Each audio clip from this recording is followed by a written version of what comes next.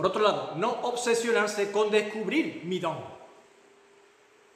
Hay muchos que están en esa obsesión de ¿y mi don? ¿Y cuál será mi don? Pues estoy aquí, he llegado, me han hablado del tema de los dones, ¿y cuál es mi don? ¿Y yo entonces qué hago aquí? ¿Y qué podré hacer? ¿Y cómo me entero? ¿Y cómo lo sé? ¿Y cuándo? ¿Y dónde se me va a revelar? Un montón de preguntas y de dudas que nublan nuevamente lo principal de tu esencia. Ser luz en las tinieblas, acercándote cada día más a la luz, ser un hijo de Dios, ser un hijo de Dios. Siendo un hijo de Dios, como debe serlo, todo sale por naturaleza, no naturaleza humana, sino naturaleza espiritual. Conforme desarrolles tu vida cristiana, irás viendo y comprobando qué don tienes, qué don te ha concedido el Señor. Según el camino que el Señor va preparando delante tuya, para que obres, y según vas viendo los frutos de esa obra y ese camino que estás andando. Y tu objetivo principal, insisto, en esta tierra es la santificación, vivir en Cristo y para Cristo. Esa debe ser tu obsesión. Es decir, ser un verdadero cristiano. Y viviendo así. No apuntándote a la religión evangélica o apuntándote a la escuela tal, sino viviendo así. El Señor te mostrará qué tiene para ti. Pero muchos quieren tener el don sin tener la consagración. Es decir, una vida cristiana. Y ese no es el orden. Por otro lado, no se trata de hacer lo que te gusta o se te da bien. Más o menos ya lo hemos comentado, ¿verdad? Se trata de lo que es de provecho y edificación de la iglesia. Había un versículo que lo leímos así, cuando hablamos del tema de la iglesia. Todo lo que hagáis que sea de provecho y para edificación. Ahí está el objetivo principal de los dones. De provecho y edificación. Es más provechoso que te estés ahí a lo mejor quieto, pero presente. Ya está. Si es más provechoso, ya está. Tiene ahí un motivo, ¿no? De actuar quedándote quieto. No estoy incitando a la quietud, porque todo tiene su pro y su contra. Están los que después son elementos de adorno en el banco y no cambian, no se desarrollan en nada, no progresan nada, se convirtieron o dieron testimonio hace 30 años, llevan 30 años en el mismo sitio y de la misma forma, y es como un jarrón en lo alto de una mesa. Tampoco es eso. Algo ahí también clama al cielo. Así que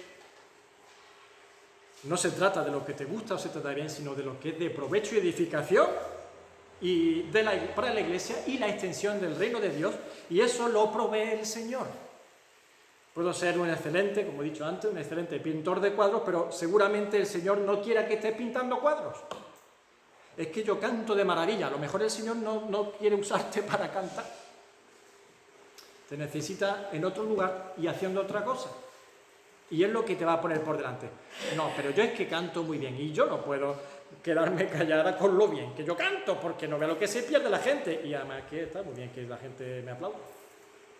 Y me quedo sin muchos aplausos. No todo es ejercer en el local mientras se está congregando. Otro asunto importante. Los dones se ejercen tanto en la congregación, durante las reuniones, como fuera del lugar de culto y separados, digamos, del momento de congregación, en la vida diaria. Y todo afecta al propósito y al objetivo final, como hemos dicho ya.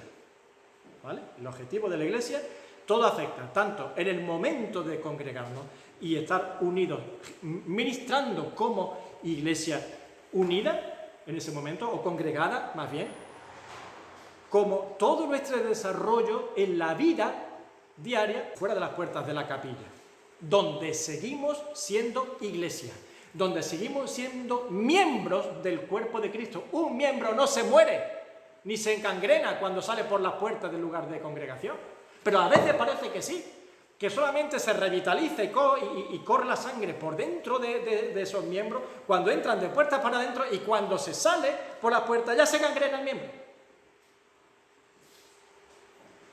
Pues no, hombre, no. El cuerpo de Cristo es un cuerpo vivo y que actúa continuamente, de continuo, allí donde estés. Y todo afecta al propósito final de la Iglesia aquí en la tierra. Mirad, hay sanación, por ejemplo. Pero lo veremos más adelante, el tema de la sanación. No necesariamente la sanación de curar enfermedades físicas. Para eso Dios nos ha provisto en estos tiempos de un avance científico que alcanza grandes horizontes en las curas con la ciencia, ¿verdad? Pero hay un lugar donde la ciencia choca mucho y está limitada y es muy torpe. Se mete, pero está limitadísima y choca grandemente. Y es en el espíritu y el alma. ¿Cuánto necesita de dones de sanidad nuestra sociedad? Pero no de las úlceras, que sí hacen falta, pero la ciencia lo hace muy bien. No del dolor cardíaco, que hace falta, pero la ciencia lo hace muy bien, sino el vacío emocional del corazón, del alma. El dolor emocional, el dolor del alma y el espíritu, que la gente ni siquiera sabe que lo tiene. Y ahí tenemos un gran campo como sanadores. El consuelo, ese momento de consuelo de personas, de vecinos que nos hablan con lágrimas en los ojos. Tengo una vecina que a diario habla conmigo llena de lágrimas y de angustia y de pesar. Y me siento muy impotente porque creo que me falta el don de llevar ese consuelo oportuno. Y digo, Señor, si alguien pudiera enviar a alguien, y lo mismo me está mandando a mí, y me está haciendo así, pues tendré que reaccionar, hermanos. Pero esa palabra oportuna, ese consejo, eso que refresque el alma en ese momento, sanar ese dolor. Que ninguna pastilla ni ningún avance científico lo va a conseguir. Y el Espíritu Santo lo hace con poder. Oírla, acompañarla, estar cerca. Quizás lo estoy haciendo y no me doy cuenta. Quizás el Señor la está ayudando simplemente cuando la oigo y le sonrío, le digo, bueno, fulanita, pues. Y le digo dos palabras que yo pienso que no estoy haciendo nada. ¿Quién sabe? El Señor, si multiplicó dos peces y 5 panes, pues las torpes palabras que le digo las está multiplicando en su corazón. Ojalá Dios lo provee. Sanar. No aquí, fuera. Visitar. Es que visitar también hay que valer para ello. Y el Señor capacita a personas para saber estar en casa ajena. Cómo entrar, cómo dirigirse a la persona, cómo establecer un momento agradable que el anfitrión cuando te vas le gustaría que volvieses y te echa de menos y quisiera que lo hicieras más veces. Hay otro que dice, a ver cuando se vaya que no veas. Ese no tiene el don de visitación, desde luego. Así que hay que saber, y no por habilidad propia, sino porque el Señor te ha puesto ahí y te utiliza allí de esa forma. La relación pública. No todos sabemos relacionarnos de la misma forma, eficazmente, compartir literatura cristiana, folletos. ¿Cuántos folletos has repartido esta semana? Se te ha hecho muy largo estar aquí 1 hora y media, qué pesado, madre mía, a ver si este semana acaba. Y esta semana, que estás deseando salir por esa puerta, ¿qué has hecho tú? Sé pesado tú con los folletos.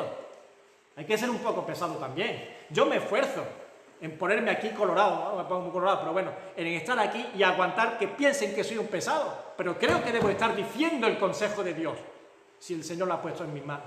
Y a ti te ha puesto tratados, y si no los ha puesto, tienes un ordenador. Si tú escribes mucho en Facebook, y si tú escribes mucho en WhatsApp, y tienes muchas cosas que decir, cógete un folio en blanco y escribe algo, y fotocópialo y repártelo a 1000 personas. Explica la palabra, defiende tu fe. Justifica los argumentos que tienes y ataca los argumentos que van en contra tuya. Es que no me da ningún don, es que yo estoy en la iglesia. Es que en la iglesia no, tú estás en el local 1 hora y media y allí quieres hacer algo y que la gente te vea y te aplauda. Pues eso no es. Tú eres un miembro del cuerpo de Cristo. No están viendo a una persona con pantalones o falda o velo o un ganchillo aquí. Eres un miembro invisible del cuerpo invisible de Cristo. Y lo que se debe ver, un día el Señor lo mostrará. El chasis no es lo que importa. Es lo invisible de ti. Esa parte que es Dios usándote para el beneficio de los que te rodean y que tanto necesitan. La convocatoria. Estoy pensando en situaciones, en casos, convocatoria, el don de convocatoria. Hay gente que atrae a gente, que junta personas, que son capaces de unir en su casa 10, 20 personas, o en una playa, o en un campo, o en una salida. Oye, ¿por qué no quedamos? Y junta un montón de gente, y los atrae, pues aprovecha. Ten encuentros, ten conversaciones provechosas, edificantes, que den fruto en cuanto a comunión, en cuanto a conocimiento mutuo, en cuanto al bienestar espiritual. Quizás no es para los no creyentes, quizás con los mismos creyentes, pero creyentes débiles, creyentes que están flaqueando, que están cansados, que están aburridos, que es que en su iglesia pues es un rollo, yo no sé qué hacer allí mucho, estoy un poco despistado porque los que están allí pues son unos batatos. Bueno, allí está el Señor todavía iluminando, ¿no? Pues tú puedes a lo mejor juntar gente de esa forma, animarlos, y después estos van a sus congregaciones, a sus iglesias, y animan y ayudan y levantan el ánimo espiritual con bases espirituales. No de decir, vamos a quedar a jugar fútbol los sábados, vamos a ir al cine, vamos a hacer cositas para animar. No me estoy refiriendo a eso, me estoy refiriendo a bases sólidas, a fundamentos sólidos espirituales para animar el alma y el espíritu y el crecimiento del cuerpo espiritual que es la iglesia, y no del entretenimiento, del ocio, que se acaba y cuando tengas 2 lesiones de rodillas se acabó el fútbol y no vas a venir más por la iglesia. Frecuentemente se centra la idea en el lugar de congregación y durante los momentos de culto.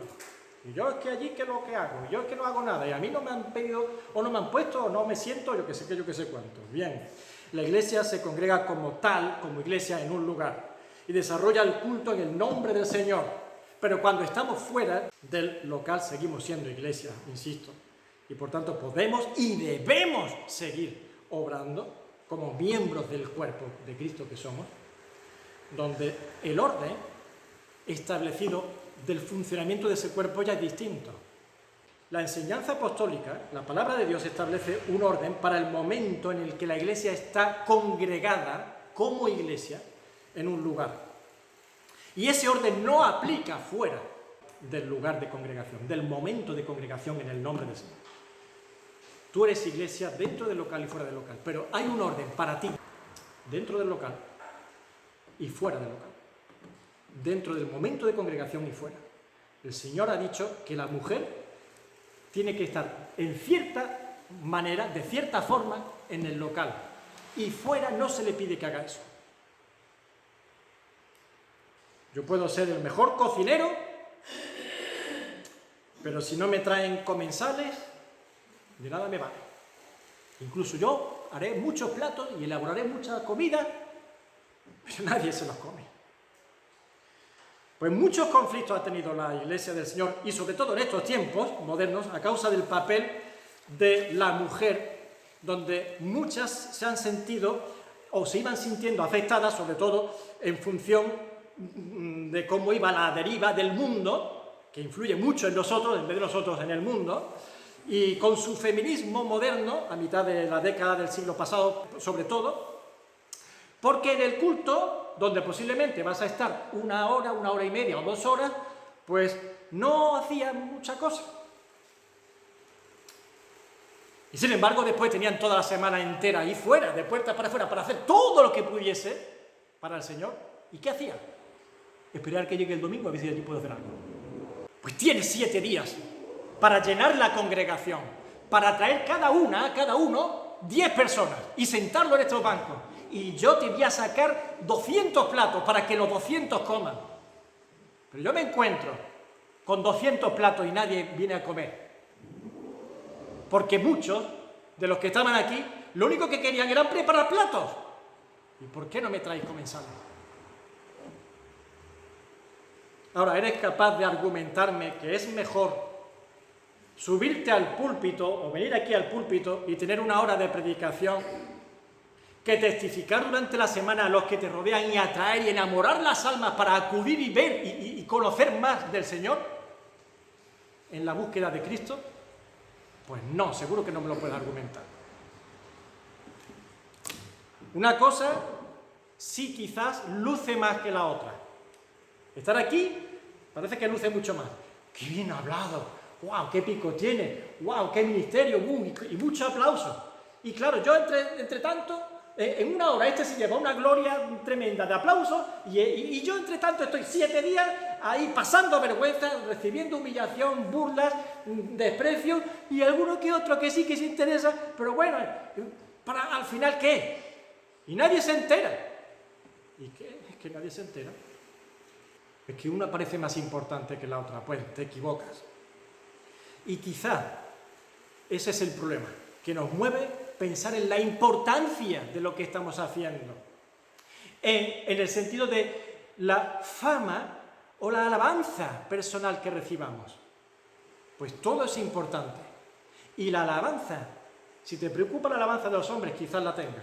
Pero ya dijo el Señor, ahí tienen su recompensa, a los que recibieron el aplauso y la alabanza de aquellos que oraban en público y hacían largas disertaciones. Ya tienen su recompensa. ¿Eso es lo que va a satisfacer tu vida espiritual? Pues ya tienes tu recompensa. Espero que el Señor te haga entender que estás para la gloria de su nombre y para que sea Él el que un día pueda decirte, bien, buen siervo y fiel, sobre poco has sido fiel. Sí, Señor, es muy poco, es que era una tontería. Sí, pero has sido fiel. Me interesa tu fidelidad, no lo que hiciste en cantidad, sino en autenticidad. Fuiste fiel. Lo único que hacía era repartir la ofrenda a los demás. Bueno, sí, apuntaba el numerito. Sabéis que aquí hace unos años, unos cuantos años ya, hubo uno de los 3 ancianos que se encargaron de guiar esta congregación al inicio del todo. Uno de ellos se quedaba con dinero de las ofrendas y se la quedaba para sí mismo. Robaba el dinero de Dios, que los hermanos damos para Dios, para que Dios lo ministre.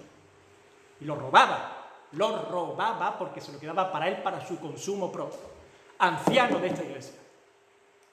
Pues uno que simplemente hacía así y que parecía que no hacía más y que de repente alguna vez pedía un himno muy de tarde en tarde para, bueno, ese no luce mucho, ¿no? Pues ese se había encargado en silencio, sin nadie saberlo, de apuntar las ofrendas todos los domingos, en un papelito él personal. Y gracias a eso se pudo demostrar el tema de la malversación del dinero que hubo por parte de ese anciano de esta iglesia. ¡Wow! ¿Sabéis cuánta honra tenía ese anciano? Cuánta admiración, cuánto cariño de la gran mayoría de la membresía. El otro es que encima era un poco cascarrabia. Así que cariño no tanto como aquel. Y lo que hacía, cuando lo veía andando con la bolsa, pues se le veía, pero si no, pasaba desapercibido. Pues su fidelidad y estar ahí como estuvo en silencio, pero haciendo algo necesario y crucial, fue lo que saneó algo que estaba putrefacto en esta congregación. No nos equivoquemos, ¿eh? Del diablo no nos reímos, pero del Señor menos.